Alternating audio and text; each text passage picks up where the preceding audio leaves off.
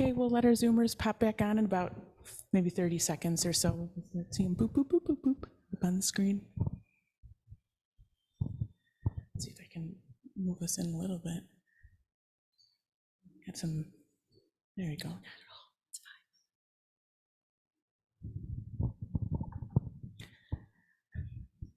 Welcome back. Good morning, Carlene. Good to see you. Hi, Robin, Sandy, Earl, Julie, Eric. Good morning, everyone. Okay, looks like our room is popped back up. I'd like to get started with this morning's Dharma talk, but just want to invite all of you in person as you're able. Please stay for our kinship hour. We do have snacks and drink and wonderful fellowship and conversation after the Dharma talk, so please feel free to stay as you're able. Also want to say that we'll be putting a link in the chat, and we also have a Dana box here. As you're able, or as you so joyously feel, please practice the paramita of generosity and give as you're able so that wonderful offerings and teachings like this can continue here at our center. And with that, it is with great pleasure that I introduce Reverend Diane Myogestu Bejcek this morning. Reverend Myogestu is a Navajo Zen priest and senior student here at the Zen Life and Meditation Center of Chicago. Outside of the center, Myogestu has a PhD in clinical psychology and is a consulting psychologist with DCFS. This morning, she will speak on a talk entitled One Reality, Many Descriptions. Thank you, Diane.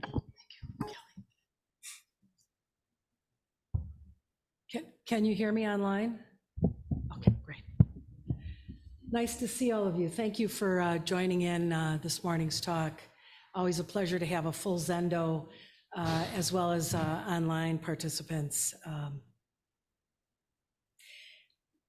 We have so many choices of what we can do, and we're all here. So I rejoice in that. I really do. I think it's, we recognize the turmoil and chaos of our world, and we have a couple hours every Sunday, maybe other times during the week, where we can actually get together as a Sangha and just be joyful in the Dharma and in Buddha's teachings. So I'm gonna go out on a limb here because I imagine that all of us, or most of us, have received a very profound and simple teaching on emptiness when we were young. Anyone want to guess what that might have been? Very common teaching. Row, row, row your boat gently down the stream. Merrily, merrily, merrily, merrily, life is but a dream. So we're rowing to the other shore, right? As Thich Nhat Hanh says, the other shore, enlightenment. We're doing it joyfully because we understand it's going to liberate us from suffering. And we recognize how illusory and transient this life is. Amazing, isn't it? How many of you like recited it or heard it or sang it? So I have to track down the author because it had to be a Buddhist teacher. Who else would come up with something like that, right? So this morning I'd like to spend some time talking about one reality, many descriptions. And it's actually a lead-in to the class that I'll be facilitating this Tuesday night and 4 consecutive Tuesdays. So if you're intrigued, and if you're confused, everyone welcome. Whether you have knowledge of it, whether you're completely confused by it, this is precisely what we do as Sangha, to spend some time together, just kind of chewing over Buddha's teachings, trying to digest a little bit in terms of what it will mean for us in our life. So it's a challenge in teaching about one reality, many descriptions, because essentially what we're doing is using words to describe something that cannot be experienced with words. And we're trying to understand a non-conceptual experience with concepts. But that's an okay place to start. But to just wrap our minds around that the fundamental point in our Zen practice is to wake up to true reality, to wake up to our true nature, basically to wake up. Life is but a dream, right? Do we sometimes feel like we're just sort of going along in kind of a dreamlike fashion, and we're being led by our conditioned views and our egocentric needs and desires? So the fundamental point is to wake up, because in the process of awakening, we can gain access to such joy and peace.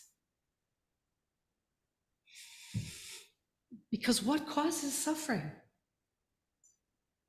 Our tightly bound views of self, world, and others. But we think that's real. So we don't change it, or we don't know how to change it, or we're not sure that we can change it. But that little poem growing up just sort of reminds us, have some joy in the possibility. And we're using, our limitations in waking up are our delusions, our habits of speech, our habits of thought, our habits of behavior. They're just simply habits that we've grown accustomed to. And so we label it as real: I, you, self, other. So we're tapping into, when we start to hear the profound teachings of emptiness, and I think one of the most beautiful, beautiful, profound teachings on emptiness is the Heart Sutra. So the Heart Sutra, as you know, we chant here. It's chanted throughout Soto Zen centers throughout the world. And the Heart Sutra that we chant here, let me back up. There are many, many translations of the Heart Sutra. Some are 100,000 lines, some are 50,000 lines, some are 300, which is actually the Diamond Sutra. The Heart Sutra that we chant here is 27 lines. So if you want a Cliff's Note, some of you may not know what a Cliff Note is. If you want the shortcut to enlightenment, spend some time with the Heart Sutra. And if you want even the shorter shortcut, because we all like shortcuts, right? The shorter shortcut is to just simply recite the mantra. Because the mantra of the Heart Sutra, Gate Gate Paragate Parasamgate Bodhisvaha, Prajna Heart Sutra, contains all of the teachings of emptiness. So if you really want the shortcut version, you certainly can do that. But what it's doing is, it's helping us to embody prajna wisdom. We need wisdom to be able to deeply penetrate the relative and the absolute, emptiness, if you will, waking up to the true nature of reality, of self and others. And prajna wisdom is not a passive knowledge. It's a very active curiosity of our mind to find out how things really are, how things really exist. Because the hallmark of the Buddhist path is recognizing the profound intimacy of each moment. Instead, we sort of let these moments pass by. We're rowing down the stream, and the stream's passing us by, and maybe we're completely distracted by, a leaf on the water, and we forget that we're in the stream. There's an intimacy of being in the stream. So to see life as it really is means we have to let go of the ways that we normally think about ourselves, about others, and about our world. Only hearing a description of true reality will not help us awaken, right? But it's giving us a possibility to what is ahead, to what we're awakening to. What we might currently perceive as reality is very illusory. It feels real though, right? This is why it's so, so challenging. And this is why we will not penetrate it with our ordinary deluded, conceptual minds. Sitting Zazen is a beautiful vehicle. And we've got a retreat coming up. And actually, when we sit in sesshin, we're emphasizing the absolute. I'll explain that in a little bit. So what a profound opportunity we have to get closer to what that means, even if we don't understand it. So we have so many teachings in Buddhism that are fingers pointing to the moon. So we've all heard this. Many of us have heard this description of reality, that the teachings themselves are fingers pointing to the moon. The moon is true reality, right? But we need a guidepost to understand that, to get to that. So if we dwell too long on words, and if we dwell too long on the finger, we're losing the bigger picture of the moon, right? So we can get very confused, and we can use a dualistic thinking to try to understand emptiness. And that doesn't work either. If you've tried, well, that's our life, really. So a metaphor to thinking about one reality, many descriptions. Buddhism uses many, many descriptions to describe this integration, seamless integration of the whole. Emptiness, Buddha nature, relative and absolute, Buddha Dharma. But we all have an experience of the absolute right now. Every single one of us have glimpsed it, either sitting in Zazen, or how many have been enthralled by a beautiful sunset or sunrise, right? We've all had that experience. And it's breathtaking.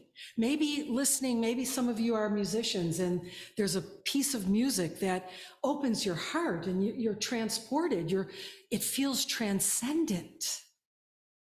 We all have these experiences, and there's many ways to describe it, right? If we've seen a beautiful sunset or a beautiful sunrise, we can maybe paint it, we can maybe write a poem about it, we can maybe talk about it. But it's not the experience itself, right? That experience is fleeting. That experience is momentary, but it's very transcendent. It's almost the feeling of boundaries dissolve and weaken. And when we're in nature, when we're meditating, when we're praying, when we're sitting in Zazen, there's something very, very boundaryless, isn't there, between self and that experience? Even if it's for a nanosecond, that nanosecond is going to build into a more pervasive experience, if we wish. So the concepts in Buddhism that are trying to lead us to this, the relative and the absolute, that's what the course that I'm going to start teaching is going to focus in. It's called the identity of the relative and absolute. We chant that here. It's chanted in all Soto Zen temples worldwide. And I'm going to be referencing this beautiful, beautiful book by Shunryu Suzuki called Branching Streams Flow in the Darkness. And we're going to dive deep into the Sandokai, the identity of the relative and absolute, just like we did with the Heart Sutra, to try to gain some intellectual understanding, but more importantly, to try to build some merit so that when we sit, so that when we're in situations, the intimacy of that moment will be revealed to us. It feels very confusing and mysterious, but it doesn't really have to be. We're also going to be looking at Shohaku Okamura's Living by Vow, because he also does a very beautiful translation, Shishin knows this, of the Sandokai.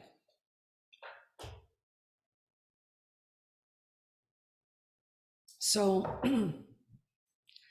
what is emptiness not?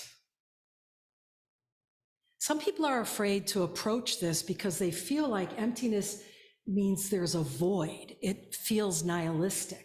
Like if I open to emptiness, where do I go? Who do I become? What will I do?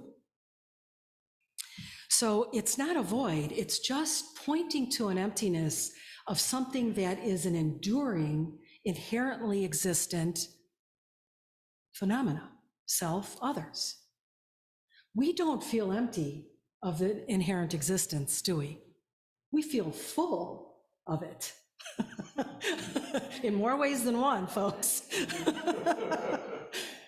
We don't let go. Why? Because we don't trust. We trust without checking. We acquiesce to our deluded understanding and just think, well, that's life. That's all I've known. But Buddha's teachings on emptiness and the Heart Sutra in particular, boy, if you want to really spend some time and get some bang for your, Buddhist buck, sit down with the Heart Sutra and hand copy. Shishin knows this. We both are students of Dogen and we hand copy, even if you only hand copy a paragraph. Very, very meaningful.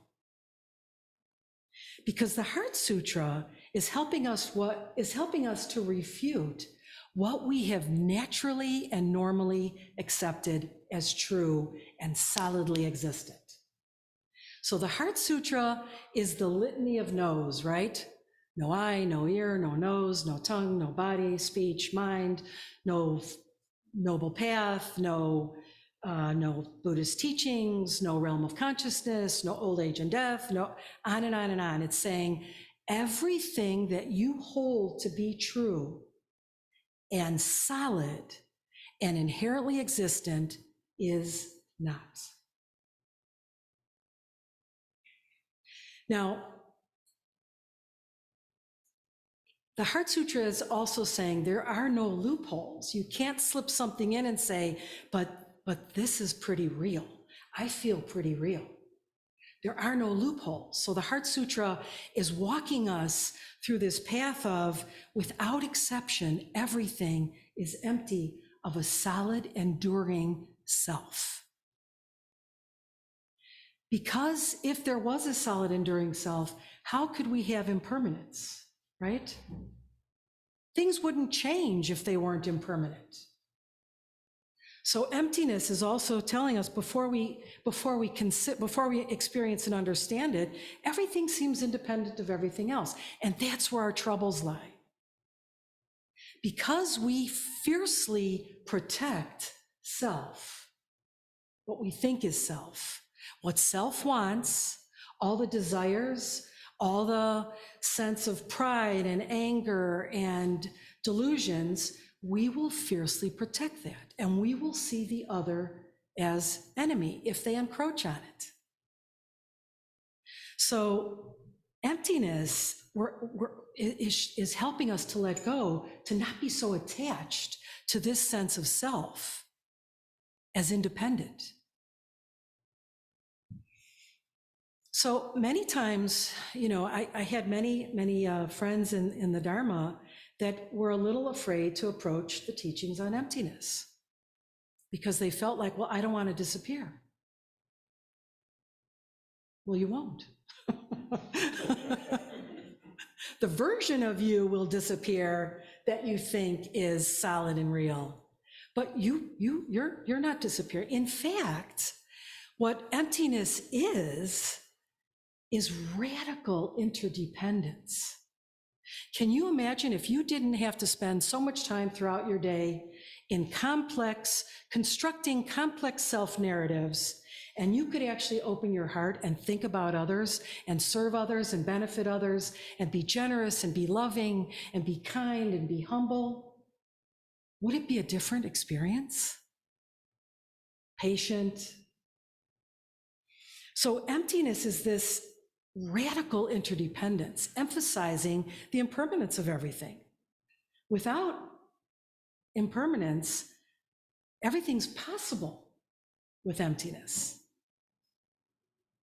One of my favorite sayings, it's sort of the interplay between emptiness and karma, which is, on the palette of emptiness, my karma paints a picture. So what picture are you painting? What picture are you living? What are you seeing? Are you happy with it?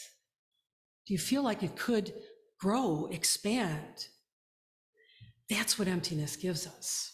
And we all know that Dogen is famous for the idea that there is no enlightenment without practice. Practice, realization, and enlightenment, same thing. They're simultaneous, arise simultaneously.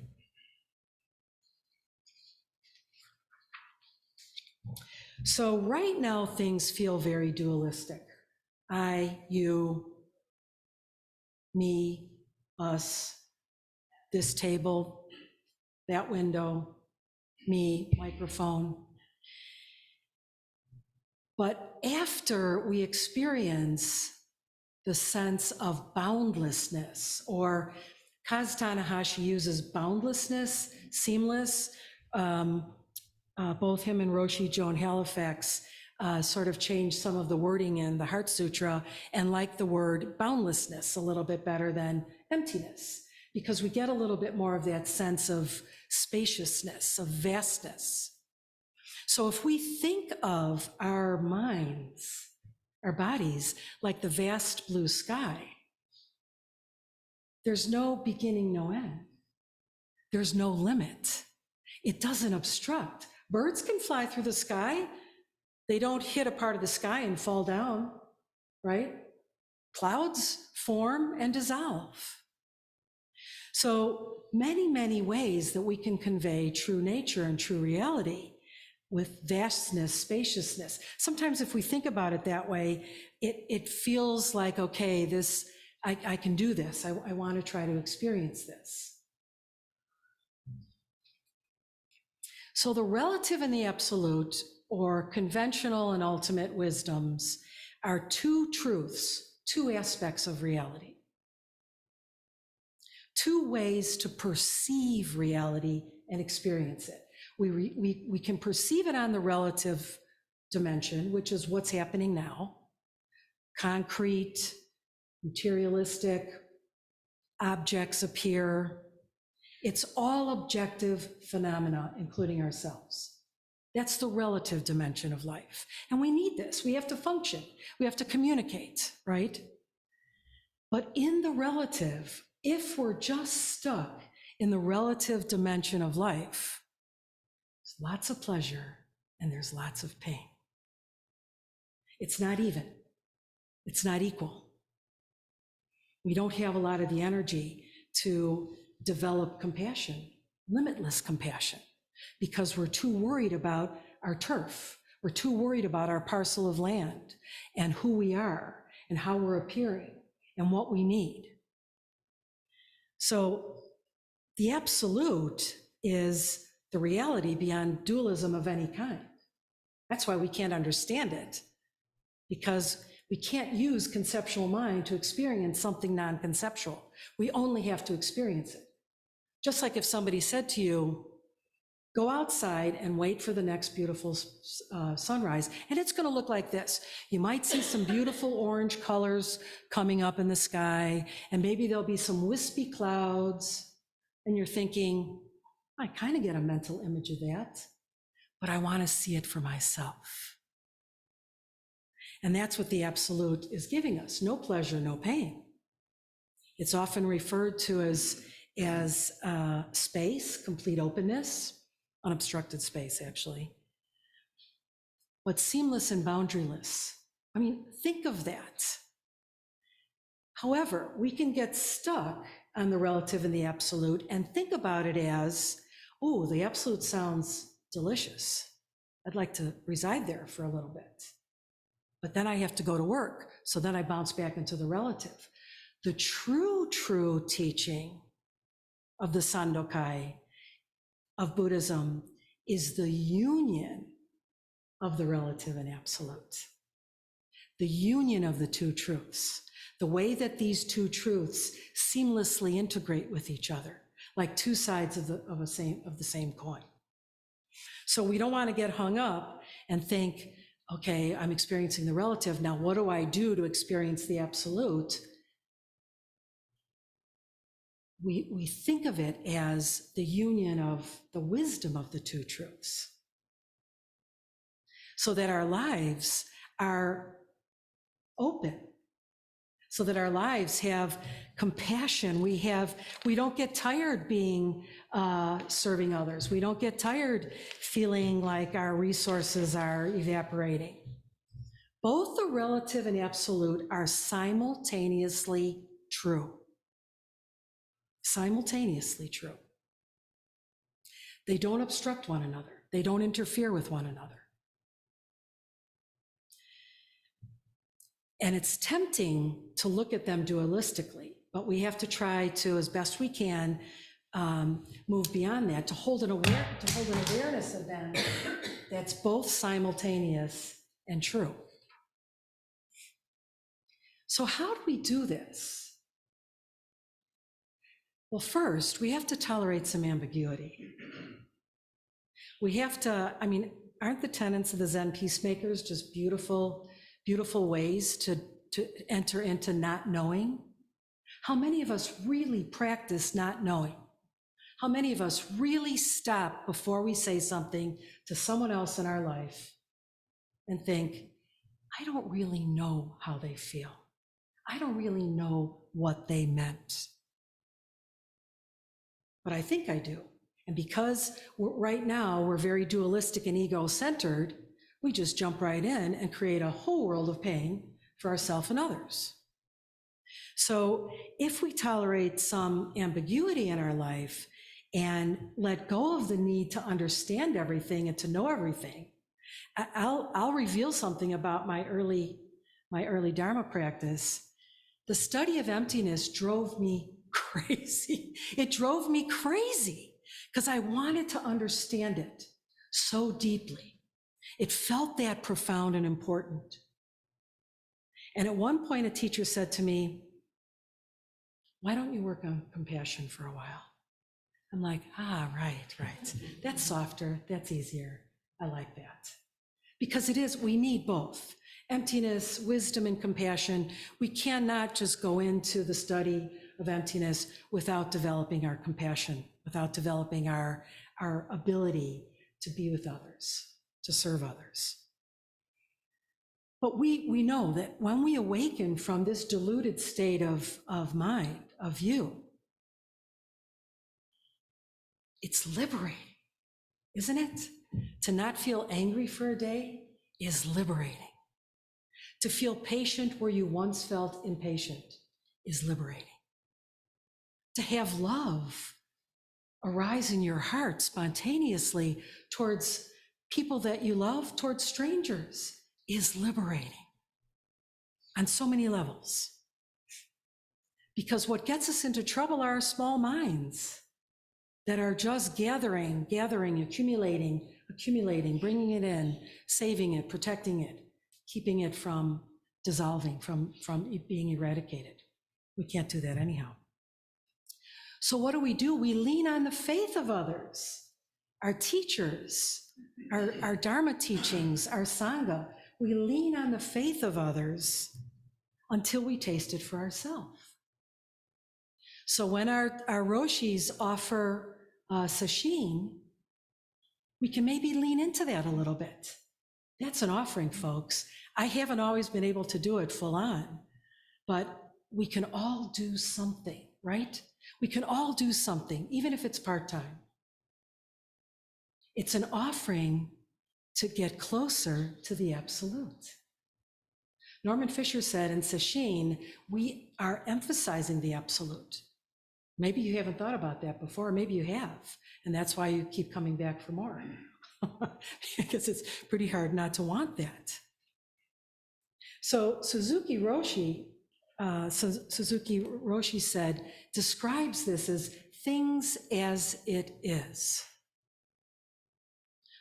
Is that a motto for our life? Should be, right? Things as they are, things as it is. You know, Ram Dass has a way of describing whatever happens, good or bad or indifferent, ugly, beautiful, and this too, and this too, and this too. But our dualistic, clinging, deluded, distorted mind says, why this? I don't want this. I want that. I don't want that. I want this. and we suffer. We will always suffer. In varying degrees, we will always suffer. One of the most profound teachings on the nature of suffering is that we have manifest suffering. You know, you stub your toe on your chair at home, it hurts. That is manifest suffering. But what we don't realize is we have pervasive suffering. Why is it pervasive? It's happening all the time because we are blind to the true nature of reality. So we will continue to suffer. We will continue to feel aggravated and angry and prideful and discouraged until the union of the two truths becomes available, reveals itself to us. I want to read something that Shunryu Suzuki and many other teachers have said, but the deeper we look into what we perceive as reality, the less we find. The deeper we look into what we perceive as reality, the less we find. The less we investigate and feel the nature of things, the more solid the mere eye and phenomena feel. When we're hooked by clinging, it feels real, not true. When we're hooked by clinging, it feels real, but not true. And we can maybe play with this a little bit. When we start to develop a wish to understand and experience emptiness, we can also have some joy in trying to understand it. I know you've heard me say this time and time again whenever I have an opportunity, the great good fortune to teach. It needs to be joyful, right? It's not a miserable path. Who'd want to stay on it? It's a joyful path. It's a joyful path of good fortune is what we've encountered. I always tend to run over. Okay, make sure we have some time here. So we practice. Our practices are taking us deeper into our heart of compassion, developing our compassion, practicing radical interdependence, realizing nothing separate, nothing separate. Kaz Tanahashi said, if one way we can think about, let me jump ahead. One way we can think about emptiness, he said, if we don't feel like we really understand emptiness, or it's too difficult, or we haven't had a personal experience of it yet, he said, and instead of trying to say, nothing really exists in the way that I perceive it, he said, change it to, nothing really has any boundaries. So you're talking to somebody at kinship hour and you think, no boundary. I am you, you am I. Would we hurt people that we feel connected to, that we feel dependent upon, that we feel we love? Would we want to hurt someone with that kind of radical interdependence? I doubt it. So when we sit zazen, we are also emphasizing the absolute because we try to be quiet. We try to develop some sense of letting go of the incessant thoughts, the self-narrative that we have constructed that is so important to us, it's hard to let go of. So when we sit and meditate, that's precisely what we're trying to do. We're emphasizing the absolute. We come to Sesshin, we have an opportunity to do that 3 to 7 days in a row so that it really starts to develop, we start to develop sort of an embodied sense of what that means, what that is, not a description of it.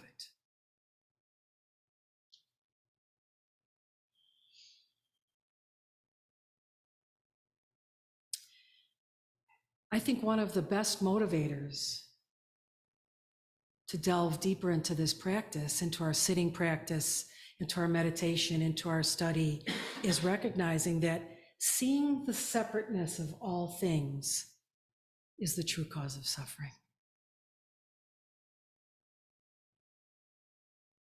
See if you can chew on that a little bit. Seeing the separateness of all things is the true cause of suffering. Instead, it's very easy for us to go outward and say, no, no, no, no, it's my boss. If you knew my boss, you wouldn't be saying that. My boss is the true cause of suffering. My broken computer when I have a report due is the true cause of suffering. My car with a flat tire on the side of the Eisenhower is the true cause of suffering. That's because we're seeing it separately. Our reaction is the true cause of suffering. Our deluded small minds are the true cause of suffering. However, we need a mental map to function in the world. We need a mental map. That's what the relative dimension is all about. The relative dimension is concrete. The relative dimension are the things that appear as phenomena. And we need this mental map to function until we don't need it anymore, until we transcend that. And we think about this. Think of a transcendent moment that you've had. You know, earlier when I said it might have been a moment in nature, might have been time with a grandchild, it might have been a time with a loved one, it might have been listening to music, it might have been in meditation, it might have been in prayer. Think of a transcendent moment and recognize the lack of separation. And even for those moments, didn't it feel glorious to be in that transcendent experience?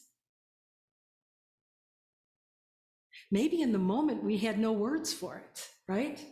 Have you ever had that feeling in those transcendent moments? You literally can't come up with words. Now later on, as soon as that moment passes, it just sort of, spills out of our mouth and out of our head. So those moments, those moments of transcendence are not angry moments, are not prideful moments, are not arrogant moments. They're moments as is, things as it is. That's the true intimacy, right? Entering into that moment with complete openness and spaciousness. We all have that capacity. So practically, in the Heart Sutra, it says when we practice Prajnaparamita, we're trying to connect everything with a view of emptiness. Even if mechanically we have to say it. What does it mean? No eye. Well, what does it mean, no eye? No ear, no nose. So clumsily and awkwardly, we can sort of approach it. I don't know, I think there was a book many, many years ago called Stumbling Towards Enlightenment. And I rather like that because I don't think it's this straight sort of linear path. And I don't think it's, it feels like we're stumbling. It feels like we're bumbling and fumbling. That's why we have teachers. That's why we have Sangha. That's why we have the Dharma in all its many forms. Dharma gates are appearing all the time. Our very deeply ingrained habits keep us from opening them. Those moments when you think, I could have spent a little bit more time with my neighbor, but I had to get to work. Did we miss a Dharma gate? I don't know. But this has to become very personal. We listen to the teachings, we meditate on the teachings, but now we try to actualize it in the way that we live our lives. What does this mean when I'm at home cooking dinner with my loved ones? How do I try to have a view of emptiness? So play with it. Investigate it. Be curious about it. Come to your own explanation and understanding. That's what Buddha Shakyamuni said. Just because they call me, don't believe everything I say just because they call me Buddha. You have to figure this out yourself. I can give you a lot of fingers, right? But if you're going to hold on to that finger like that's the teaching I need, we'd be dragging Buddha around all by his fingers, I guess. Not a very auspicious activity, I would say. So we have to come to the place of how do I live this? What does it mean to feel vast spaciousness?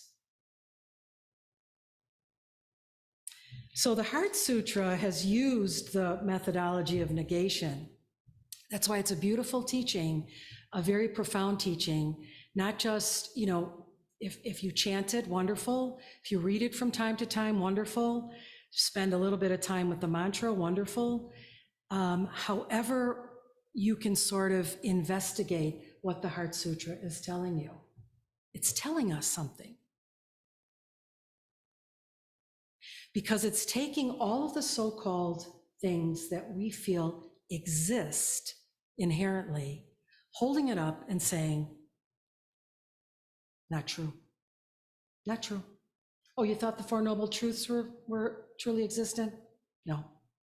Okay, maybe you see that your senses aren't truly existent, but how about the mind? Are we willing to also let go that our mind is not inherently existent? Because the Heart Sutra is saying the mind. So in little bites, right? This is the wisdom teaching of shunyata, of emptiness. Little bites, but be curious. Open the mind to what awaits. If we just say, well, I don't know, that just feels really confusing. I don't know. The Heart Sutra wisdom teachings can radically change our lives. They will radically change our lives. And I know many of you, maybe all of you, have experienced this already. A different viewpoint towards another human being, towards your world, towards yourself. Capacities that start to develop in being able to sit every other day, every day, twice a day, longer and longer. Having prayers come naturally to you, saying mantras. The Heart Sutra is the most concentrated expression of the most profound doctrine in Buddhism. I know I'm giving a lot of plugs for the Heart Sutra, and not that we're necessarily going to study the Heart Sutra. We're going to look at the identity of the relative and absolute. But I think as a preface, it's always a beautiful teaching to keep in our pocket, to have the Heart Sutra around us. Put it on your phone. I used to write everything out and then have stuff in my car. And then that felt a little dangerous, as you're driving and you're trying to memorize stuff. So that was a little clumsy, but use our digital devices for Dharma. Wonderful. You don't have to feel like you have to, find a monastery close by and completely remove yourself from life. If you choose to do that, wonderful. If not, use what you have. Use the teachings that you've been acquainted with. Use the teachers. Use your Sangha. So I want to stop and give a little bit more time to discussion if there is any, but I just want to encourage all of you that if you're able to join us, it's an online only course starting this Tuesday, the 20th from 7 to 8:30, and then 4 consecutive Tuesdays. And we're going to actually go through the identity of relative and absolute line by line. So we're going to dig as deeply as we can into what this means and how we can use it in our modern day life. All of Buddha's teachings, in spite of the fact that they're 2,600 years old, are meant to be practiced right here and now, in modern society, in modern world, with our modern problems and our modern families. It's meant to be practiced now. So be curious, ask questions. There are so many ways that we can delve into emptiness and Buddha nature, just the idea of Buddha nature, that we all have Buddha nature. What does that mean? I have Buddha nature, you have Buddha nature. Does that sort of tamp down aggression on my part, verbal, physical, or otherwise? If I'm truly seeing someone as having Buddha nature, recognizing other as Buddha, recognizing self as Buddha. We do that in our beautiful Jukai ceremonies. So I'll stop here. Normally I'm right up to the last minute, but I want to be a little bit more spacious in giving us some time to have a discussion, as June May has so kindly reminded. So let me stop and to also say thank you very much for participating and for being here. I hope this is creating much benefit for all of you in your lives. So any questions or comments? My Dharma brother, Shishin. Oh my goodness. Oh, I thank you so much. So I have some things that you really helped me think about. Can people hear me online? Or? Can people hear online? No, okay. Is it on? Can you hear me? Okay. So I'm going to say thank you so much. So much. So I want to talk about two personal experiences first. A number of years ago, Pat and I were at a weekend up north here with Sharon Salzberg. Excuse me. And she said, for those of you that want to stick around in the evening, Ram Dass was still alive. She said, but he had his stroke. She said, we're gonna Skype with Ram Dass. And we said, wow, you know. So we get online with Ram Dass, and a woman in our group, he says, does anybody have any questions to me? And this woman stands up and she asks this. She describes this big problem she's having with her, I don't know if it was her current husband or her ex, or it was some major thing. And she said, so there you go, what do you think? And there's this long pause, and I thought he was totally aphasic. I thought he couldn't say anything. But he said then suddenly, it's just a thought. It's just a thought. Wow. You know, there is the teaching that you just gave, you know. Yeah. Then on Friday, so every other Friday, I'm a member of a photo group. And I was showing some photos that I took on our recent cruise. And this was one of them was a photo of a sunset on the ocean. And the sun was, those of you online, it's like I'm showing a tiny little bit. I can't show like this, will you? Can you? Yes. Yeah, tiny. You could hardly see the sun. It was just disappearing. And I said to the group, and there is, and I sort of circled around the sun so they could all see it. We're online. And nobody said anything. And of course they didn't, because they didn't experience what I experienced taking that picture. Was glorious. They're just looking at a picture. And then you made me think of maybe I should shut up, but I'll just, then you made me think of two other things. I thought of the famous story of the two monks about to cross a river, and there's a geisha on the shore, and she can't get across, and one of them just picks up this geisha and carries her across and drops her on the other side. And the two monks who are silent through this whole thing walk on. And a few miles later, one turns to the other and says, I can't believe you touched her. I can't believe you picked her up and carried her across and touched her. And the other one said, what? I dropped her miles ago. You're still carrying her. Oh, yeah. And wait, what was the other one I thought of? Oh yeah, the famous story about the guy who's walking along and he reaches a point in the road, and on this divergence in the road, there's an old woman, always these old women, who's selling rice cakes. And he says to her, I'm going to such and such a temple, how do I get there? And she says, well, who are you? And he said, well, I'm so-and-so, I'm a famous Diamond Sutra scholar. And in my backpack here are all my books. I've written many and read everything on the Diamond Sutra. And she says, oh, well, if that's so, she said, I will sell you a rice. Would you like a rice cake? And he said, yes, I'm famished. And she says, well, I'll sell you one and I'll give you directions if you can explain to me the Diamond Sutra. And he realizes, I'm shortening this, that he can't do it. And in so doing, she says, sorry, and he burns all of his books and rushes off to the monastery to study. I don't know if that all makes sense to you, but it did to me.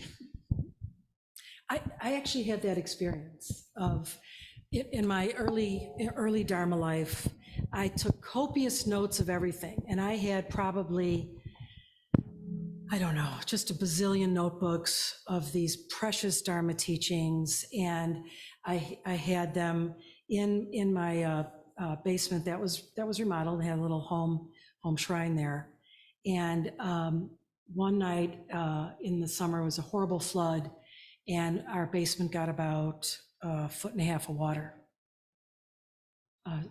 sewer water.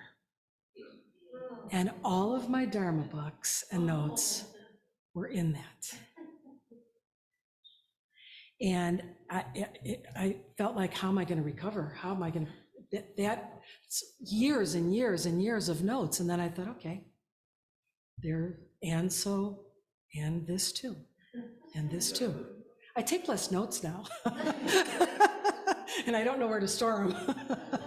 But yeah, that's a beautiful teaching to really bring it into our heart and not feel like it's external to us. We've got to make it internal. We've got to own it. So any other questions, comments? Yes, please. Thank you for your wonderful talk. And I feel you've done a really great job selling the Heart Sutra for me. Can you translate into English the mantra that you said of the Heart Sutra? I was curious what it said. Gate. It's a couple of gate. Gate means go beyond, go further than you've ever gone, keep going, go, yes, there it is. Hallelujah. That's the Bodhisvaha Prajna Heart Sutra. But basically, it's sort of the admonition of go to the other shore. Keep going, don't stop, go. It's just this sort of encouragement to, once you start, don't stop. Anyone else? Online? All right. Well, thank you all again. It's just such a pleasure to share Dharma and to have such a full Zendo and online. I know there's some treats back in the kitchenette for kinship hour. And of course, we will hold all you Zoomers in our hearts and minds as we're munching on good little treats. Thank you all. Have a good day. Thank you, Diane. I look forward to being with you in class. Me too. Thank you, Robin.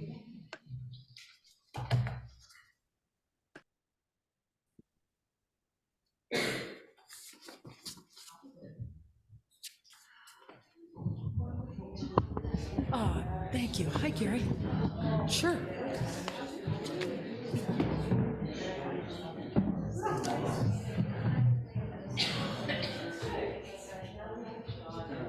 Oh, it's awesome. It's awesome. Oh, you're welcome. Thank you, Gary.